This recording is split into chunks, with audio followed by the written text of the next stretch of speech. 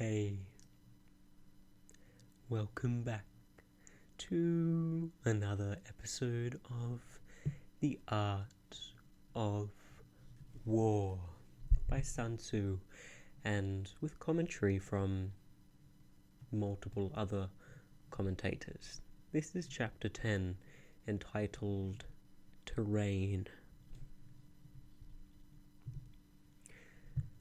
Only about a third of the chapter, comprising from 1 to 13, actually deals with terrain, the subject being more fully treated in chapter 11.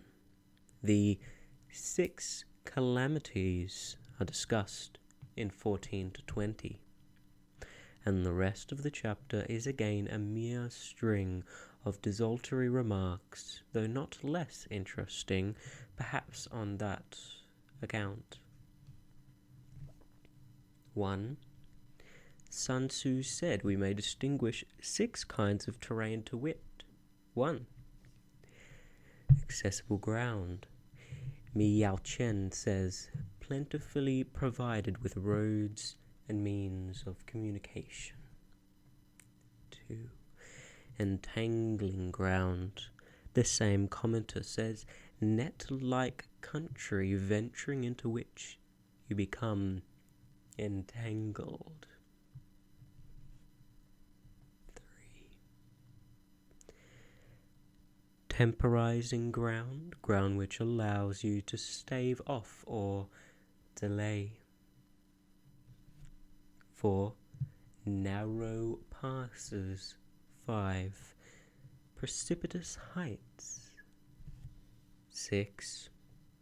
Positions at a great distance from the enemy. It is hardly necessary to point out positions at a great distance from the enemy. It is hardly necessary to point out the faultiness of this classification.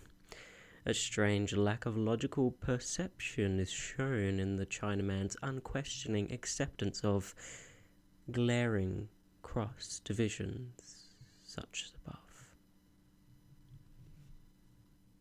And back to the full list. Number 2. Ground which can be freely traversed by both sides is called accessible. 3. With regard to ground of this nature, be before the enemy in occupying the raised and sunny spots, and carefully guard your line of supplies. The general meaning of the last phrase is doubtlessly, as Chu says, not to allow the enemy to cut your communications. In view of Napoleon's dictum, the secret of war lies in the communications. We could wish that Sun Tzu had done more than skirt the edge of this important subject here, and in 1 to 10, or in 12:11, Colonel Henderson says, the line of supply may be said to be as vital to the existence of an army as the heart to the life of a human being.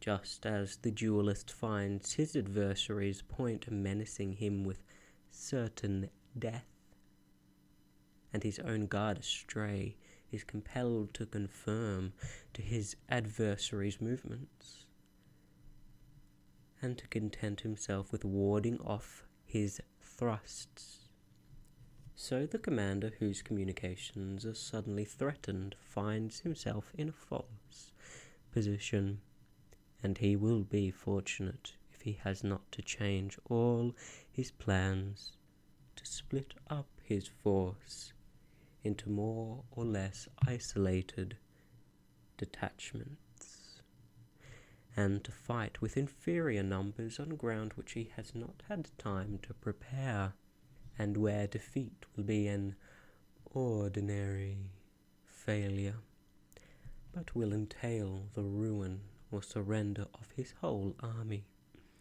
Then you will be able to fight with advantage. 4. Ground which can be abandoned but is hard to reoccupy is called entangling. 5. From a position of this sort, if the enemy is unprepared, you may sally forth and defeat him. But if the enemy is prepared for your coming, and you fail to defeat him, then return. Being impossible, disaster will ensue. 6. When the position is such that neither side will gain by making the first move, it is called temporizing ground. Tzu says, each side finds it inconvenient to move, and the situation remains at a deadlock. 7. In a position of this sort, even though the enemy should offer us an attractive bait, Tzu says, turning their backs on us and pretending to flee. But this is only one of the lures which might induce us to quit our position. It will be advisable not to stir forth, but rather to retreat, thus enticing the enemy in his turn. Then, when part of his army has come out, we may deliver our attack with advantage. 8. With regard to narrow passes, if you can occupy them first, let them be strongly garrisoned and await the advent of the enemy.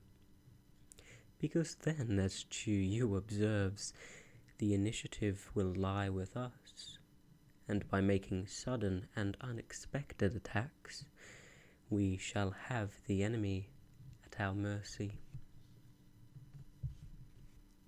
9. Should the army forestall you in occupying a pass, do not gather after him if the pass is fully garrisoned, but only if it is weakly garrisoned. 10. With regard to precipitous heights, if you are beforehand with your adversary, you should occupy the raised and sunny spots, and there wait for him to come up. Zhao Kung says, the particular advantage of securing heights and defiles is that your actions cannot be dictated by the enemy. For the enunciation of the grand principle alluded to, see verse 2. Chang Yu tells the following anecdote of Pui Hing Xing Qian from 619 to 682 Anno Domini, who was sent on a punitive expedition against the Turkic tribes. At night he had pitched his camp as usual, and it had already been completely fortified by wall and ditch, when suddenly he gave orders that the army should shift its quarters to a hill nearby. This was highly displeasing to his officers, who protested loudly against the extra fatigue which it would entail on the men. Pei Xing, however, paid no heed to their remonstrances, and had the camp moved as quickly as possible. The same night a terrific storm came on, which flooded their former place of encampment to the depth of over 12 feet. The recalcitrant officers were amazed at this sight, and owned that they had all been wrong. "How did you know what was going to happen?" they asked Pei Xing, and he replied, "From this time forward be content to obey orders without asking unnecessary questions." From this it may be seen, Chang Yu continues, that high and sunny places are advantageous not only for fighting, but also because they are immune from disastrous floods.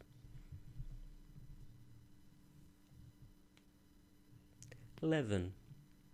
If the enemy has occupied them before, you do not follow him, but retreat and try to entice him away.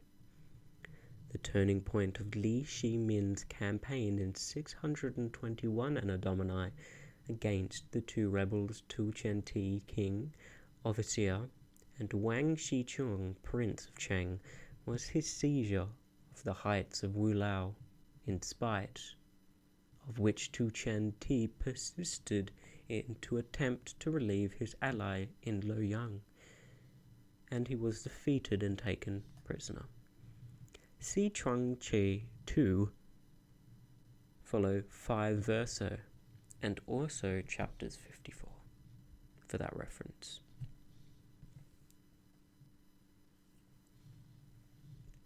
12. If you are situated at a great distance from the enemy and the strength of the two armies is equal, it is not easy to provoke a battle. The point is that we must not think of undertaking a long and wearisome march, at the end of which, as Tzu says, we should be exhausted, and our adversary fresh and keen, and fighting will be to your disadvantage. 13. These 6 are the principles connected with earth, or perhaps the principles relating to the ground. The general who has attained a responsible post must carefully study them. 14. Now an army is exposed to 6 several calamities, not arising from natural causes, but from faults from which their general is responsible. These are flight, insubordination, collapse, ruin, disorganization, and rout.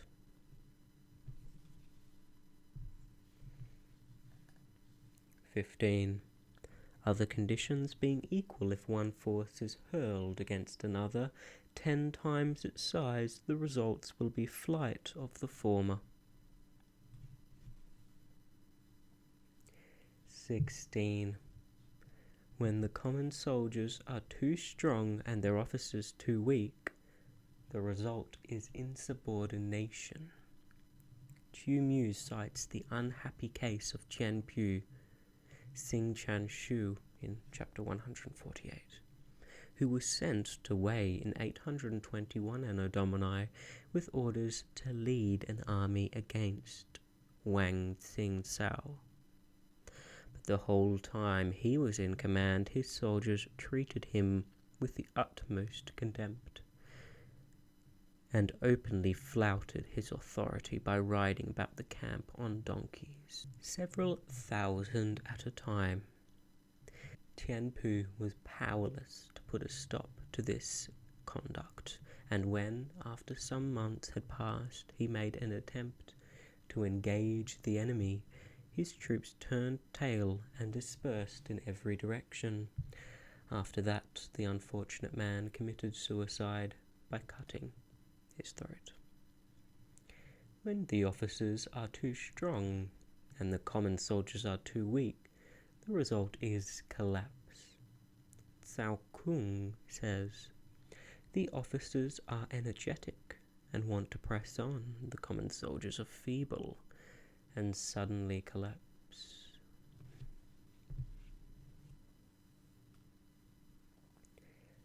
17.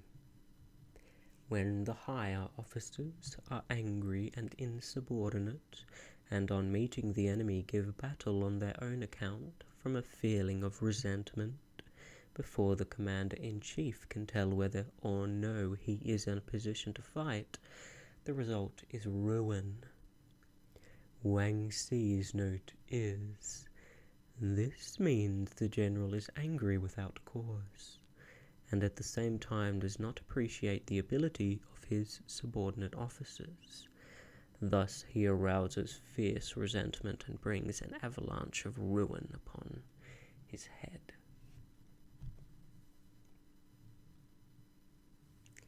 18. Wei Lao Tzu in chapter 4 says, if the commander gives his orders with decision, the soldiers will not wait to hear them twice. If his moves are made without vacillation, the soldiers will not be in two minds about doing their duty. General Baden-Powell says, italicizing the words, the secret of getting successful work out of your trained men lies in one nutshell, in the clearness of the instructions they receive. Also, Sun Tzu in chapter 3, the most fatal defect in a military leader is difference. The worst calamities that befall an army arise from hesitation. When there are no fixed duties assigned to officers and men. Sun Tzu says, neither officers nor men have any regular routine, and the ranks are formed in a slovenly, haphazard manner. The result is utter disorganization. 19. When a general, unable to estimate the enemy's strength, allows an inferior force to engage a larger one, or hurls a weak detachment against a powerful one, and neglects to plant picked soldiers in the front rank, the result must be rout. Chang Yu paraphrases the latter part of the sentence and continues, whenever there is fighting to be done, the keenest spirits should be appointed to serve in the front ranks, both in order to strengthen the resolution of our own men and to demoralize the enemy. 20. There are 6 ways of courting defeat, which must be carefully noted by the general who has attained a responsible post. 21. The natural formation of the country is the soldier's best ally. Chen Hao says, the advantages of weather and season are not equal to those connected with ground, but a power of estimating the adversary, of controlling the forces of victory, and of shrewdly calculating difficulties, dangers, and distances constitutes the test of a great general.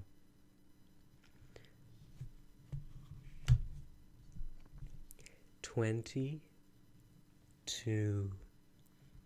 He who knows these things and in fighting puts his knowledge into practice will win his battles. He who knows them not, nor practices them, will surely be defeated. 23.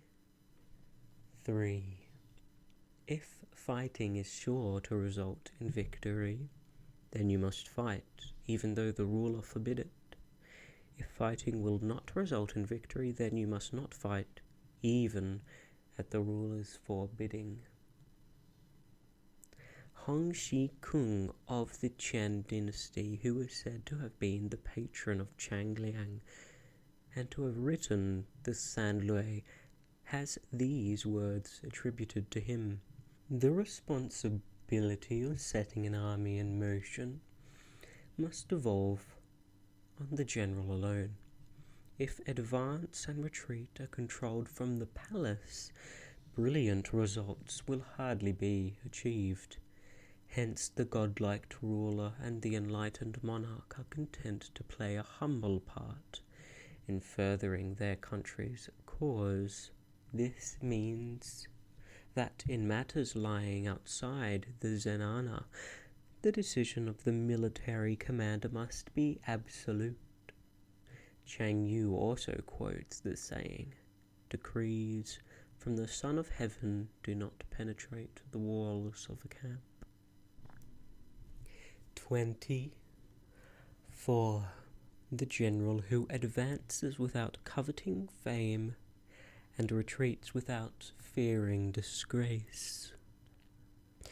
It was Wellington, I think, who said that the hardest thing of all for a soldier is to retreat, whose only thought is to protect his country and do good service for his sovereign, is the jewel of the kingdom. A noble presentment, in few words, of the Chinese happy warrior. Such a man, says Hu Shi, even if he had to suffer punishment, would not regret his conduct. 25. Regard your soldiers as your children, and they will follow you into the deepest valleys. Look upon them as your own beloved sons, and they will stand by you even unto death. In this connection, Chu draws for us an engaging picture of the famous general Wu Qi, from whose treatise on war I have frequently had occasion to quote. He wore the same clothes and ate the same food as the meanest of his soldiers, refused to have either a horse to ride on or a mat to sleep on, carried his own surplus rations wrapped in a parcel, and shared every hardship with his men. One of his soldiers was suffering from abscesses, and Wu Qi himself sucked out the virus. The soldier's mother, hearing this, began wailing and lamenting. Somebody asked her, saying, "Why do you cry? Your son is only a common soldier, and yet the commander-in-chief himself has sucked the poison from his sore." The woman replied, "Many years ago, Lord Wu performed a similar service for my husband, who never left him afterwards, and finally met his death at the hands of the enemy. And now he has done the same for my son. He too will fall fighting, I know not where." Li Chuan mentions the Viscount of Chu, who invaded the small state of Zhao during the winter. The Duke of Shen said to him, "Many of the soldiers are suffering severely from the cold." So he made a round of the whole army. Straight away they felt as if they were clothed in garments lined with floss silk. 26. If, however, you are indulgent but unable to make your authority felt, kind-hearted but unable to enforce your commands, and incapable, moreover, of quelling disorder, then your soldiers must be likened to spoilt children. They are useless for any practical purpose. Li Qing once said that if you could make your soldiers afraid of you, they would not be afraid of the enemy. Chu Mu recalls an instance of stern military discipline which occurred in 219 Anno Domini, when Lu Meng was occupying the town of Jieling. He had given a stringent orders to his army not to molest the inhabitants nor take anything from them by force. Nevertheless, a certain officer serving under his banner, who happened to be a fellow townsman, ventured to appropriate a bamboo hat belonging to one of the people, in order to wear it over his regulation helmet as a protection against the rain. Lu Meng considered that the fact of his being also a native of Yunnan should not be allowed to palliate a clear breach of discipline, and accordingly he ordered his summary execution, the tears rolling down his face, however, as he did so. This act of severity filled the army with wholesome awe, and from that time forth even articles dropped in the highway were not picked up. 27. If we know that our own men are in a condition to attack, but are unaware that the enemy is not open to attack, we have gone only halfway towards victory. That is, Xiao Kung says, the issue in this case is uncertain. And 28. If we know that the enemy is open to attack, but are unaware that our own men are not in a condition to attack, we have gone only halfway towards victory. The opposite of the previous section.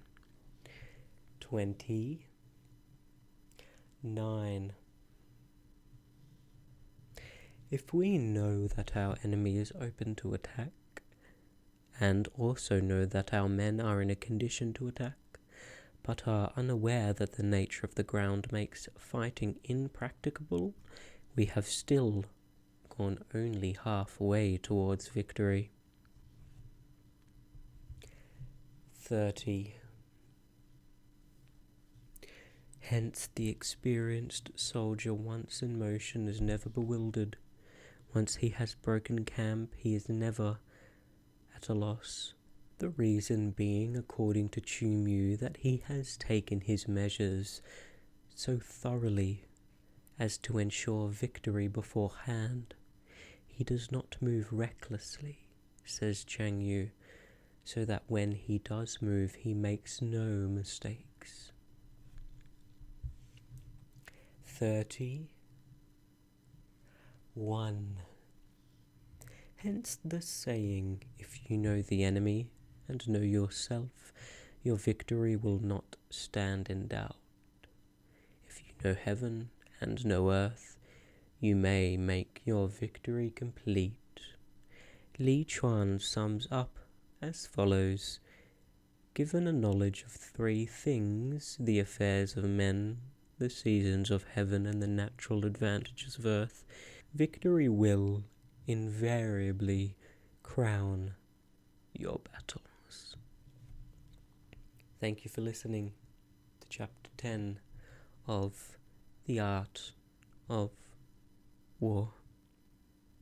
I'm happy to see you again, and I hope that you manage to have at least a smidgen of relaxation, a pause, a rest, a break, a reprieve, and a stop from your worries. And good night.